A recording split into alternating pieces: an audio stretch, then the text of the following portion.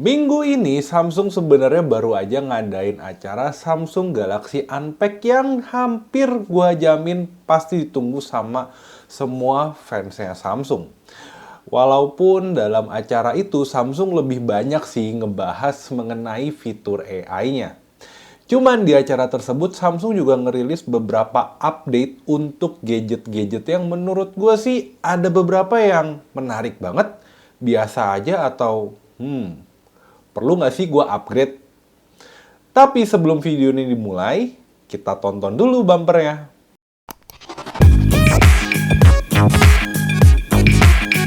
Yo, what's up guys? Back again with me, Koko Jojo. Oke, jadi kemarin Samsung, nggak kemarin banget sih, beberapa hari yang lalu Samsung baru aja launching fitur AI terbarunya beserta beberapa device upgrade atau updatean dari tahun lalu.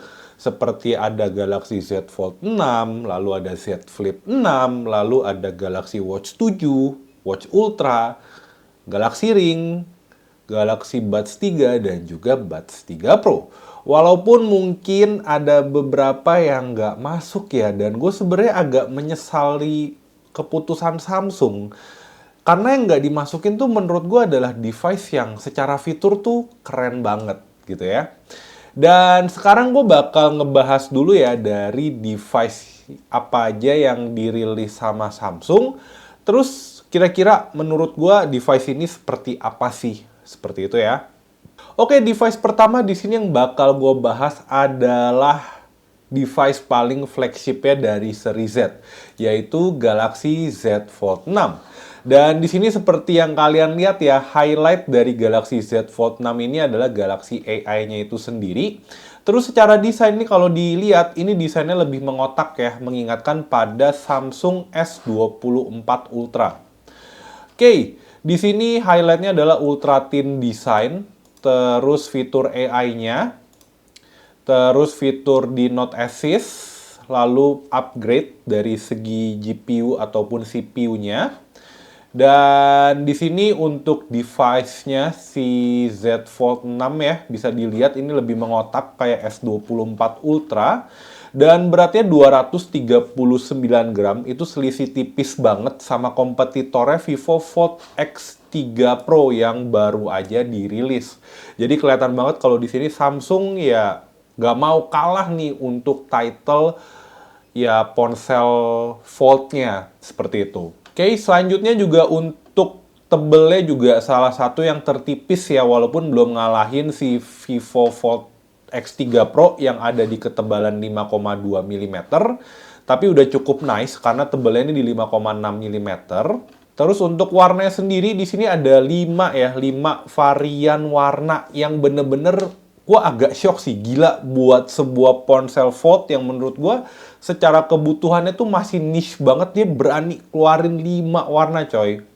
Dan di sini untuk warna yang pertama ada warna silver shadow, ngingetin pada natural titanium. Lalu ada warna pink yang gue agak kaget sih, demand-nya ada nggak sih sebenarnya buat ponsel warna pink ini. Lalu ponsel warna navy, lalu buat yang online eksklusifnya ada crafted black atau kayak warna karbon gitu sih kalau menurut gue ya. Terus ada warna white-nya, dan ini yang paling keren sih warna white-nya menurut gue ya. Oke, terus selanjutnya di sini ada fitur AI ya di Galaxy Fold. Circle to Search sama seperti di S24 Ultra. Lalu di sini juga ada fitur Note Assist, jadi dia bisa summarize dari voice recording gitu ya. Gua agak kebayangnya gini sih, misalkan lu jadi notulen ya dalam meeting, terus pakai fitur ini tuh kayak anjir kerjaan lu jadi gampang banget coy. Terus selanjutnya di sini ada fitur Chat Assist ya buat ngebantu bales chat. Terus juga ada Browsing Assist buat summarize dari halaman web. Terus di sini ada fitur AI buat ngedit. Lalu ada fitur Portrait Studio, jadi dia bakal ngubah gambarnya tuh jadi kayak kartun gitu. Gak terlalu deal breaker banget sih, menurut gue cuman gimmick aja ya. Terus selanjutnya ada Instant Slow Mo, jadi ini ngebantu kalau lu rekam di 30 fps terus pengen nge-slow mo-in atau mungkin ya di 24 fps, nice banget buat content creator atau hobi, atau teman-teman sekalian yang hobi ngerekam konten cepat. Lalu sketch to image ya, ini jadi ya bisa ngerubah dari gambar jelek ya. Salah satunya kayak gue ya, nggak bisa gambar, terus gambarnya jelek. Terus dengan sketch ini dia bisa ngebuat gambar versi yang lebih fotogenik. Terus selanjutnya di sini juga ada Ultimate Interpreter ya. Jadi ini salah satu fitur yang menurut gue berguna banget buat kalian yang mungkin hobi traveling. Karena di sini dia tuh ada ketika lu ngetik ya. Jadi nanti lu ngetik nih lu perlu apa yang lu pengen ditranslate. Nanti dia bakal langsung keluarin di atasnya nih dalam bahasa yang kalian tuju. Nah, di sini yang bikin lebih nice-nya lagi, gue tuh kemarin sempet lihat juga ya di bagian ya videonya, di video Samsung Galaxy Unpack. Jadi ini kan tab-nya gini ya, si Fold-nya kebuka gini ya. Dan di sini kan ada layar cover layar gitu ya, dan di cover layarnya tuh keluar tulisan gitu loh. Jadi ngebantu lawan bicara kalian sih buat lebih memahami apa yang pengen kalian ngomongin. Which is menurut gue sih attention to detail-nya nice banget sih. Oke, selanjutnya juga ini ada live translate buat phone calls. Terus juga chat with Gemini gitu ya. Dan selanjutnya udah pastilah ya Z Fold 5 pakai 8 Gen 2. Di sini ya mereka pasti akan perlu upgrade si prosesornya. Terus juga di sini dia ada upgrade untuk layarnya 2600 nits dan ini 1500. 1,5 kali lebih terang dibandingkan dengan pendahulunya. Walaupun gue sih kurang merasakan benefit ya dari layar ponsel yang lebih terang. Karena kalau lu nggak pakai itu dalam kondisi outdoor atau yang banyak cahaya, kayaknya nggak terlalu deal breaker banget sih menurut gue. Di sini untuk prosesornya udah pakai Snapdragon 8 Gen 3 yang pasti lebih kencang lah ya dibandingin dengan Snapdragon 8 Gen 2 yang ada di Z Fold 5 ya. Terus di sini untuk baterai tahan sampai dengan 77 jam buat dengerin musik dan juga buat nonton video sampai dengan 23 jam. Lalu untuk sektor kameranya sendiri yang merupakan kelemahan dari ponsel lipat, di sini ada update ya. Jadi untuk ultra wide-nya itu 12 megapiksel, untuk wide angle-nya di 50 megapiksel dan optical zoom-nya itu 10 megapiksel, 3 time optical zoom. Lalu untuk kamera di cover itu 10 megapiksel dan under display-nya 4 megapiksel. Jadi untuk kamera buat kalian nge-shoot sehari-harinya itu kalau gua ngecek di beberapa source itu dikatakan ya on par lah sama Samsung Galaxy S24 ataupun S24 Plus. Walaupun mungkin kalau dibandingkan dengan S24 Ultra agak sedikit kalah ya karena S24 Ultra itu kan kameranya lebih bagus lagi sih di atasnya S24 atau S24 Plus. Tapi mungkin kalau kalian nanti udah ketemu comparison antara S24 Ultra sama Z Fold 6 ini, kalian mau berpendapat bisa tulis di kolom komentar di bawah juga. Dan di sini ada upgrade di hinge-nya ya. Katanya sih hinge-nya lebih better dibandingkan dengan generasi sebelumnya. Terus dia juga udah pakai armor aluminium dan juga udah pakai Gorilla Victus 2 untuk layar depannya.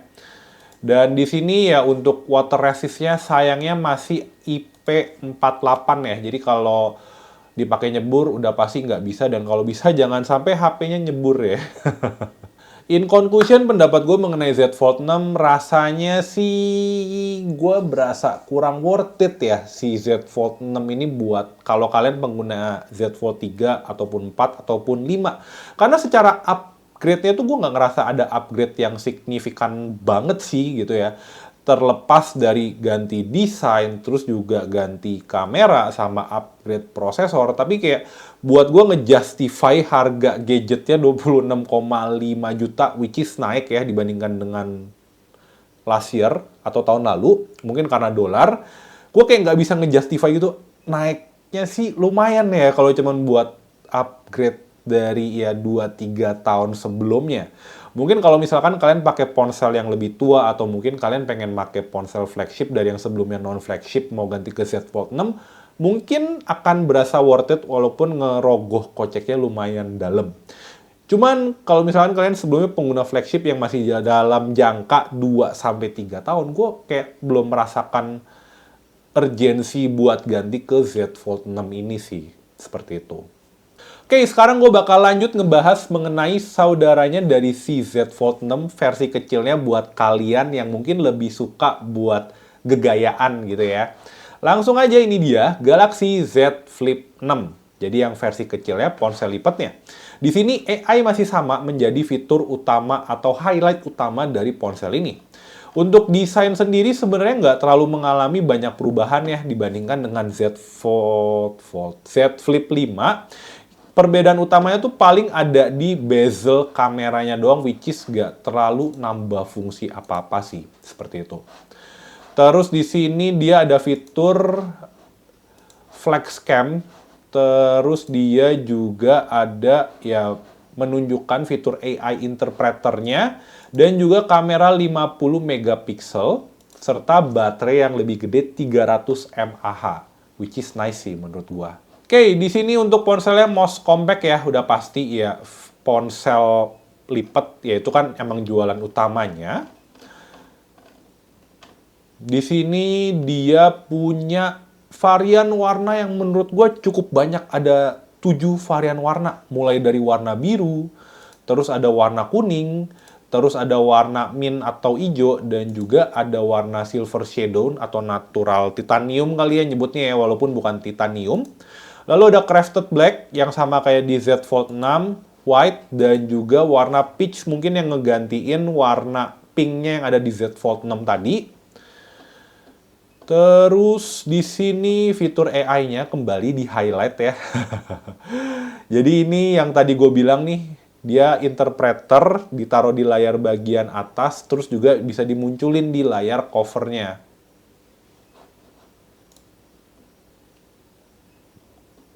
Terus juga di depannya ada chat assist yang ngebantu buat ngebales chat. Yang gue sebenarnya agak bingung sih fungsinya buat apa ya, kayak masa iya lu chat sama temen lu sampai perlu dibantuin sama AI, gue kayak belum dapet maknanya aja sih gitu. Terus selanjutnya di sini ada ya mungkin penambahan widget ya dari yang layar depannya, dan di sini ada wallpaper yang menurut gue cukup ya, beberapa wallpapernya cukup menarik sih, dan juga mungkin ada beberapa tambahan widget yang menurut gue cukup clean, cukup enak dipandang. Terus ada fitur Gemini dan juga fitur AI-nya, Circle to Search, Live Translate, Transcript Assist. Dan di sini ya kameranya ya upgrade 50 megapiksel sama kayak di S24, which is nice karena kamera itu menurut gue salah satu kelemahan utama dari ponsel lipat sih gitu. Di sini dia udah dapat 50 megapiksel untuk kamera wide-nya dan juga 12 megapiksel untuk kamera ultra wide-nya. Terus juga ada fitur flex cam ya, jadi ini buat nge-recompose foto kalian gitu ya. Jadi kalau misalkan kalian takut nih ngambil gambar kayak kurang oke, terus kalian ngambil yang versi paling wide-nya, tinggal kalian pakein flex cam ini, biar nanti Samsung Galaxy kalian yang ngatur ulang komposisinya. Terus di sini fitur AI Generative Edit. Terus juga tadi kan ada instant slow-mo dan juga live effect sih. Jadi buat kayak ngasih feeling kayak dolly effect gitulah, kayak dolly effect pas lagi ngezoom. Cuman ini yang ngebuat AI sih. Jadi ya bisa jadi ada beberapa kekurangan ya. Terus selanjutnya di sini untuk baterai upgrade 300 mAh jadi 4000 mAh, yang menurut gue merupakan kelemahan utama sih sebenarnya dari ponsel Z Flip, karena kompetitornya tuh baterainya udah lebih gede daripada dia. Di sini untuk buat dengerin lagu bisa sampai dengan 68 jam dan juga nonton video 23 jam, nice. Serta udah dapat Snapdragon 8 Gen 3. Terus dia juga udah dapat vapor chamber yang mestinya bikin heat management dari si ponsel ini lebih baik lagi sih. Dan in conclusion, pendapat gue mengenai Z Flip 6 dibandingkan dengan saudaranya Z Fold 6. Z Flip 6 ini walaupun mungkin secara desain dia nggak terlalu banyak berubah, tapi kalau misalkan kalian pengen dapetin pengalaman ponsel flip yang lengkap dan proper, Z Flip 6 ini menurut gue udah cukup proper sih untuk pengalamannya. Karena masalah utama dari ponsel flip ya tadi menurut gue baterai dan juga masalah di kamera. Dimana kalau di Z Flip 6 ini, dua masalah ini udah diperbaiki sih. Which is menurut gue sih nice banget ya. Maksudnya itu dua hal yang kayak, kadang gue suka mikir, gue ganti ke Flip worth it gak ya? Kok gue berasa pakai ponsel flagship, tapi gue nggak dapet kapabilitas ponsel flagship. Walaupun mungkin secara durability kalau lu bandingin sama ponsel flagship yang bukan lipat, ya mungkin sedikit di bawah ya. Cuman at least pengalaman flagshipnya tuh lebih berasa lagi sih di Z Flip 6 ini. Walaupun mungkin secara harga ya dibandingkan dengan tahun lalu mengalami peningkatan juga sama seperti saudaranya, di mana sekarang harganya udah menyentuh 17,5 juta, which is lumayan pricey ya. Oke, sekarang gue bakal lanjut ngebahas wearable dari si Samsung. Dan pertama-tama akan kita mulai dari yang masuk ke Indonesia dulu ya, Galaxy Watch 7. Dan di sini dia masih punya dua varian, yang 40 mili maupun yang 44 mili. Yang 40 milinya di 4,5, 44 milinya di 5 juta. Kalau misalkan lu nggak terlalu isu dengan masalah ukuran, atau misalkan lu punya tangan yang cukup gede atau lu punya tangan cukup kecil tapi nggak terlalu masalah pakai ukuran yang gede, gue sih lebih prefer pakai yang gede ya, karena ya cuma nambah 500.000, nggak terlalu beda jauh banget sih menurut gue. Oke, untuk warnanya sendiri ada warna hijau dan juga warna krem. Dan di sini walaupun gue lebih suka hijau, tapi kremnya ini bagus sih. Oke, untuk fiturnya sama ya, AI masih jadi highlight dari Galaxy Watch 7. Terus di sini ada AI Power Health Insight, Personal Sleep Coaching, Advanced Fitness Tracking, dan Next Level Processing Power. Dan gua nggak berasa kepincut buat langsung ganti. Jadi kita lihat dulu aja nanti ada tambahan apa lagi. Nah, di sini untuk desainnya sih juga masih cukup mirip ya sama Galaxy Watch yang sebelumnya. Cuman mungkin ada upgrade dari segi prosesornya, udah pakai prosesor 3 nanometer yang katanya itu lebih bagus untuk baterai life-nya. Terus juga di sini ada upgrade untuk bioactive sensornya ya. Jadi buat mantau kesehatan kalian seperti itu. Terus dia juga ada dual frekuensi GPS dan ini mungkin cukup berguna buat kalian yang suka traveling atau jalan-jalan ke gunung atau ke hutan atau ya mungkin berkemah. Ini mungkin akan berguna. Cuman buat gua orang yang mageran nggak berguna. Nggak terlalu berguna sih fitur ini ya. Terus ada fitur AI-nya yang dipakai buat ngitung energy score. Dan juga ini buat AI text assistant ya, buat di jam tangannya juga. Cuman ya fitur ini seharusnya perpanjangan aja sih dari fitur yang ada di ponselnya. Dan ini untuk fitness trackingnya. Terus ada sleep coaching. Jadi ini buat ngebantu kalian biar dapat waktu atau tidur yang lebih optimal. Walaupun gue sendiri sih ngerasa, kayak smartwatch punya fitur sleep tracking tuh nggak terlalu worth it banget gitu loh. Karena at the end ya, siapa sih orang yang mau pakai jam tangan pas lagi tidur? Gue sih udah pernah nyoba dan it's not a good experience. Gue nggak tahu sama yang lain gimana, apakah ya bisa-bisa aja tidur pakai jam tangan, tapi gue sendiri sih merasa aneh ya. Sampai akhirnya gue ganti nih pakai smart band biar bisa tidur tuh nggak berasa kayak kalau pakai jam tangan pas lagi tidur kayak berasa aneh aja sih kalau gue ya. Gue nggak tahu kalau yang lain gimana, mungkin bisa tulis di kolom komentar di bawah. Oke, terus selanjutnya di sini ya untuk heartbeat ya pasti harus bisa dicek ya. Dan dia di sini ada HR alert, HRN buat ngecek kalau heartbeatnya nggak natural dan juga sudah ada ECG. Lalu ada buat tracking medication atau obat, which is nice. Dan itu kayaknya fitur yang udah ada sih sebenarnya di semua jam tangan pintar atau smartwatch. Terus bisa buat ya tracking health goals dan juga bisa buat ngeliat atau ngecek kapan tanggal kalian bakal PMS atau kedatangan tamu bulanan. Dan ini Samsung Health dan ini fall detection yang menurut gue cukup berguna sih, karena kalau misalkan lu lagi kenapa-napa ya terus tiba-tiba ya nggak ada yang bisa nolongin lu atau lu tidak sadarkan diri, ya fall detection ini menurut gue lumayan ngebantu sih biar ya lu bisa melewati keadaan-keadaan darurat atau mungkin yang life threatening sih. Terus ini untuk smart band-nya, cuman kayaknya mekanisme gantinya kok kayak agak beda ya sama yang biasanya ya. Gue nggak tahu kira-kira bisa pakai quick release jam tangan yang normal atau enggak. Cuman kalau nggak bisa, ini potensi kalian bakal boros sih buat ganti strapnya ya. Cuman kayaknya kalau ngeliat dari bentuk jam tangannya sih masih bisa ya pakai yang quick release pada normalnya. Terus ini bisa buat ngebantu ya double pinch, ini kayak di kompetitornya juga. Terus check your activity ya, jadi dia nge-sync sama si Samsung Health-nya. Dan mungkin itu aja dari si Galaxy Watch 7. Menurut gua device ini worth it atau enggak. Kalau misalkan nih, lu udah punya smartwatch, menurut gua device ini nggak terlalu worth it sih. Kenapa gue bilang demikian? Karena dalam pola pikir gue, lu pakai smartwatch itu seharusnya lu pakai sampai rusak. Karena upgrade dari yang smartwatch generasi tahun lalu, tahun sekarang, atau tahun ke depannya, itu menurut gue nggak terlalu banyak perubahan. Perubahannya tuh minim, tapi lu mesti kayak ngeluarin kocek yang lumayan gede. Gitu, kayak ya paling lu cuma nambah satu fitur kesehatan yang menurut gue sih nggak langsung nambah banyak banget ya. Kecuali emang misalkan ternyata lu perlu fitur kesehatan itu. Misalkan lu ada problem sama, sama misalkan lu punya denyut jantung selalu nggak reguler, terus ada jam tangan yang punya itu, dan jam tangan lu sebelumnya nggak punya, lu upgrade masih oke. Cuman, kalau misalkan lu nggak punya masalah-masalah dengan health, menurut gue sih lu upgrade jam tangan setahun, 2 tahun, atau 3 tahun sekali tuh bukan sebuah hal yang worth it gitu loh.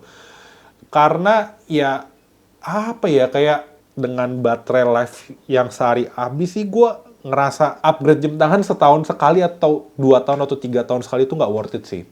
Jadi kalau misalkan kalian belum punya jam tangan, smartwatch, tapi kalian pengen beli smartwatch, ya Watch 7 ini mungkin bisa jadi opsi. Cuman kalau sebelumnya pakai Watch 6 atau Watch 5, gue nggak ngerasa upgrade-nya terlalu worth it sih. Seperti itu.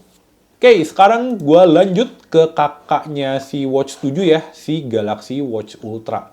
Dan ini bisa dibilang menjadi jawabannya dari Samsung terhadap tantangan mungkin dari Apple dengan Apple Watch Ultra, dan Huawei punya Huawei Watch GT Ultimate.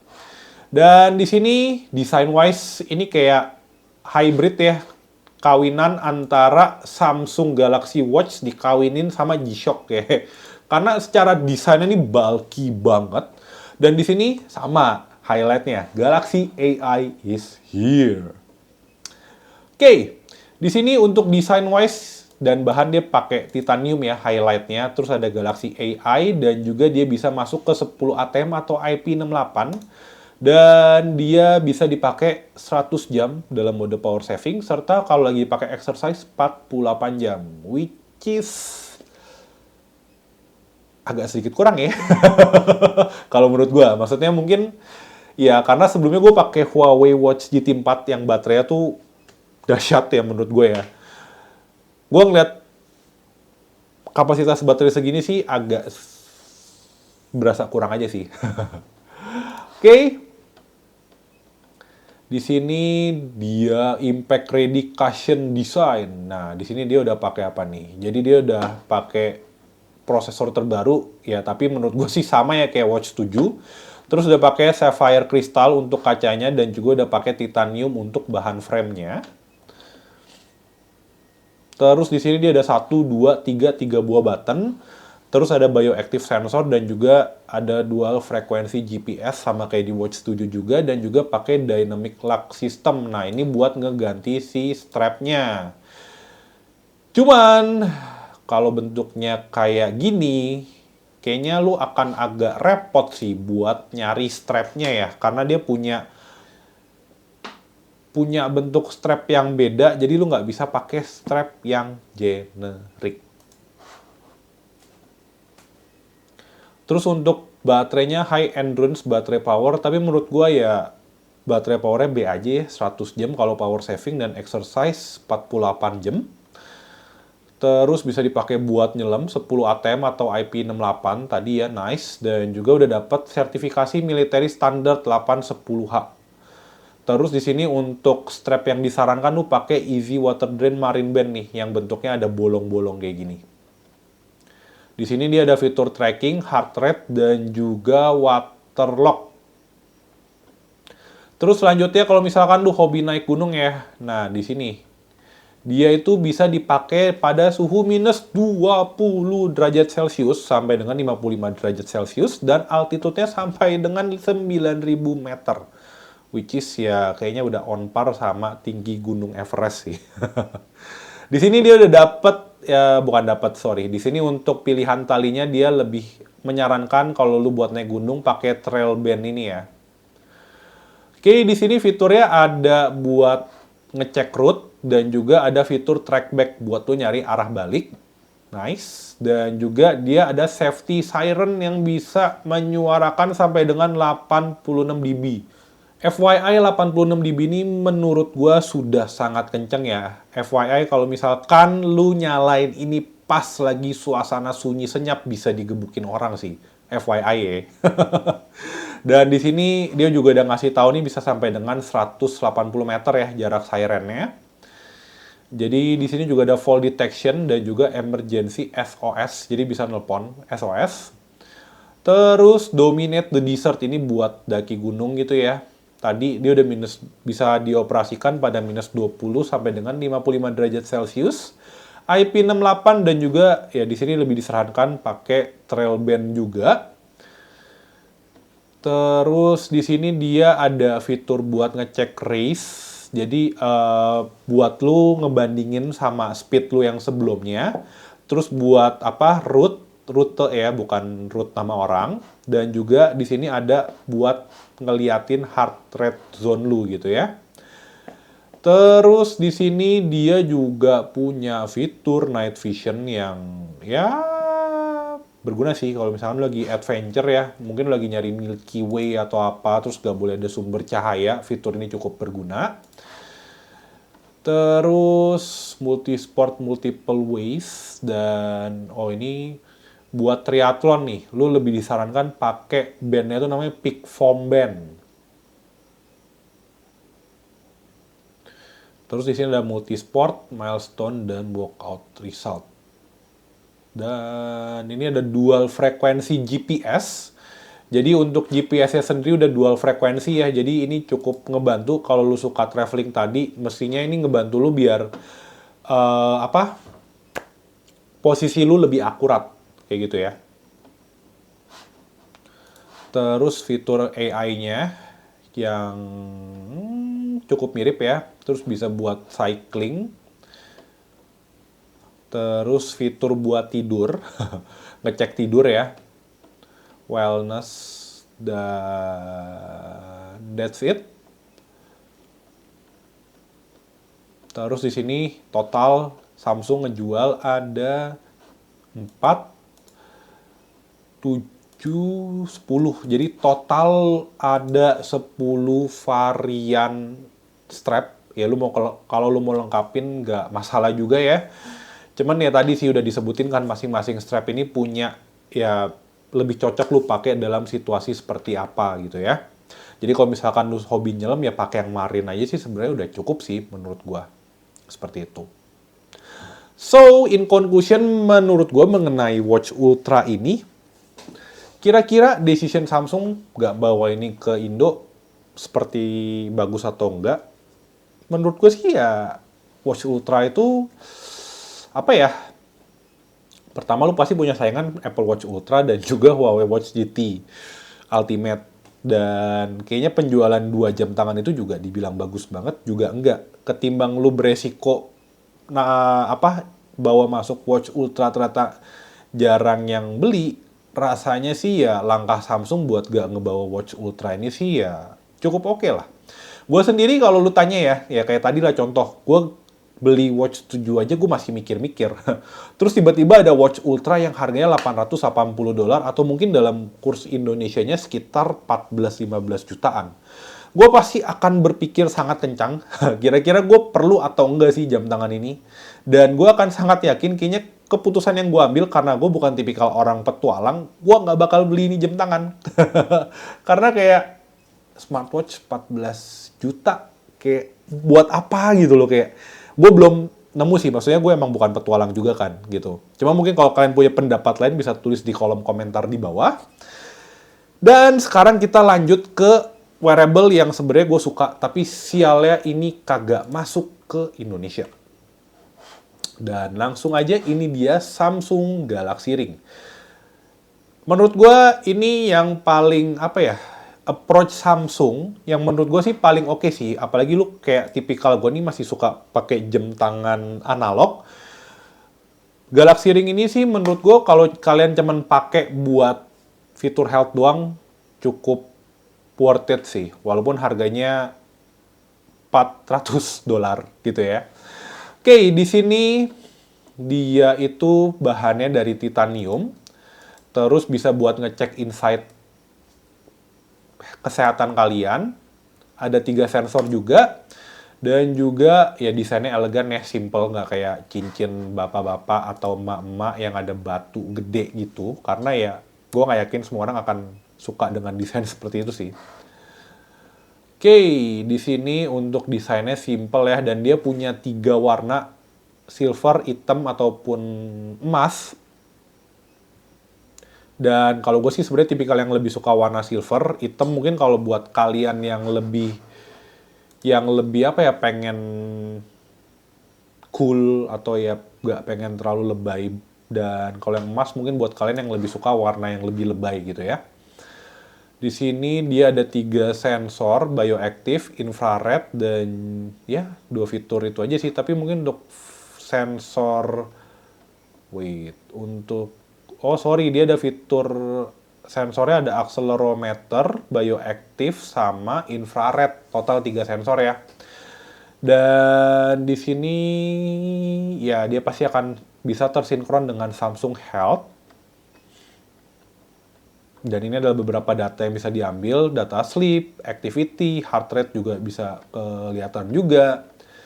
Dan di sini bisa dikasih insight nih, kira-kira dari data tadi lu harus ngambil action apa sih. Terus juga ada sleep tracker, dan ini menurut gua cukup bisa dipakai lah. Karena tadi lu pakai cincin pas malam-malam itu nggak serepot lu pakai jam tangan ukuran full size pas lagi mau tidur gitu ya. Dan di sini ada fitur sleep score, sleep stages, heart rate, dan juga ngukur snoring lu atau ya dengkuran lu. Terus ini juga ya buat ngecek BPM. Terus buat olahraga juga. Dan baterainya ini tahan sampai dengan 7 hari, which is nice. Dan ini untuk casingnya ya. Dan ini kalau misalkan nih, nah masalahnya kalau lu beli cincin itu ukurannya kan absolut ya, nggak bisa lu otak-atik. Kalau jam tangan kan tinggal tergantung sama apa nih, strap lu nih ya. Lu mau kecilin tinggal lu tarik, lu mau lebarin tinggal lu longgarin aja.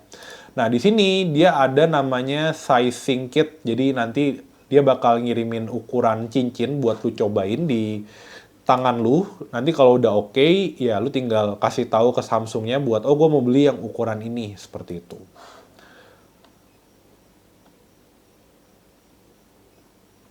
Nah, ini untuk warnanya titanium black, titanium silver, dan juga titanium gold. Dan udah pasti ini water resist ya, agak konyol kalau dia nggak water resist. Terus control with a pinch, terus juga udah bisa masuk dicari Find Your Galaxy Ring, dan ya pakai Samsung account sih. In conclusion, pendapat gua mengenai Galaxy Ring, ini menurut gua satu-satunya wearable dari Samsung yang cukup worth it buat coba, cuman sayangnya dia nggak masuk ke Indo ya. Mungkin karena permintaannya masih agak niche kali ya kalau ring, smart ring gitu ya. Cuma kalau sampai masuk Indo sih, gue mungkin akan berpikir untuk pindah ke Samsung sih. Atau nggak mungkin nambah ekosistem Samsung lah buat gantiin ponsel Android gue. Which is bakal keluar duit lagi ya. Jadi ya satu sisi gue juga agak bersyukur sih dia nggak masuk. At least gue nggak punya urgensi pengen ganti ke Galaxy Ring ini. Seperti itu. Oke, setelah wearable, sekarang kita lanjut ke aksesoris headset. Dan di sini untuk headset untuk TWS atau earphone yang masuk itu dua-duanya masuk, baik Buds 3 maupun Buds 3 Pro. Cuman di Buds 3 ini dia harganya di 2,3 juta, dan kalau lu lihat secara desainnya tuh dia open ear ya. Which is gue nggak terlalu suka ya, dan gue agak bingung sih dengan decisionnya Samsung, karena Buds FE walaupun bentuknya belum kayak gini, tapi dia udah pakai yang model rubber gitu, jadi lebih nutup close ear, nutup kuping lu. Nah ini dia kayak desainnya open ear. Walaupun lu ada fitur ANC, gue nggak ngerasa itu berguna banget sih. Kayak ya desainnya dari awal udah open ear, ANC juga nggak terlalu ANC. Apa noise cancellation kok noise cancellationnya menurut gue juga nggak terlalu berguna banget sih kayak gitu. Oke, langsung aja sekarang kita bahas. Dan di sini gue bingung ya untuk desainnya ganti. Kenapa nggak kayak yang lama? Karena yang lama menurut gue lebih keren sih. Jadi kayak kehilangan identitasnya aja. Nah, di sini dia open up design, dia udah hi-fi, adaptive EQ sama ANC dan AI power sound. Nah, ini dia ada dua warna ya, warna hitam dan juga warna putih. Hitam, warna silver dan juga warna putih. Terus katanya lebih ergonomik. Cuman ya tadi sih desainnya open ear. Dia udah ada swipe sama pinch control. Terus di sini dia ada sub mic, main mic sama boosted speaker ya. Jadi unit speakernya ini aja. Terus dia udah 24 bit dan 96 kHz dengan Samsung Seamless Codec. Ya, ini buat kalian yang audiophile mestinya akan cukup dimanjakan lah dengan earphone ini. Terus Galaxy AI is here, makes music more enjoyable, ANC-nya tadi ya. Jadi dia udah ada fitur ANC. Terus dia juga ada digabungin sama fitur AI-nya Samsung yang buat bahasa tadi ya. Jadi ada listening mode sama conversation mode ya. Jadi di sini nanti bakal si earphone-nya itu bakal muncul suara asistennya Samsung buat ngasih tahu bahasa yang pengen kalian tahu itu artinya apa. Terus ini juga udah bisa 360 audio, nice. Dan udah ada auto switch fitur yang menurut gua cukup penting dan ini gua dulu nyari di Windows tengah mati sih. Ini fitur yang menurut gua cukup berguna ya, apalagi lu misalkan ya pasti kalau pakai laptop, pakai HP ya ada fitur ini sih sangat berguna karena repot aja tiap kali lu mau nyolok headset lu mesti mesti nge-switch satu-satu gitu loh. Ya yang berhasil melakukan ini sih dulu AirPods Pro yang gue pakai, dan gue pakai Galaxy Buds Live dulu nggak berhasil sih. Jadi gue kayak ketika udah nyobain di AirPods Pro, enak juga ya fitur ini ya. Even ketika AirPods Pro-nya gue jual karena kualitas suaranya kurang oke, kadang pas gue pakai si Sony WF-1000X Mark III gue kayak masih, aduh coba ada fitur auto switch itu ya, seperti itu. Terus selanjutnya dia ada fitur Aura Cast dan nah ini jadi komennya bisa via ngomong ya.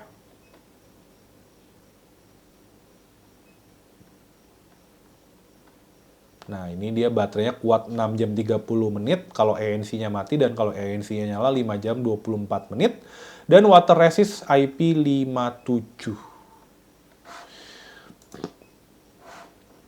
In conclusion, pendapat gue mengenai Buds 3 B aja. Kalau lagi perlu sebuah earphone, urgent perlu earphone yang suaranya bagus, mungkin Buds 3 bisa jadi pilihan sih. Cuman menurut gue kekurangan fatalnya dia itu ada di desainnya yang open ear sih. Karena nggak tahu ya kalau desain open ear itu kayak walaupun tuh kasihin ANC itu kayak nggak terlalu berguna banget sih. Karena tetap aja kan ada suara yang masuk gitu ya.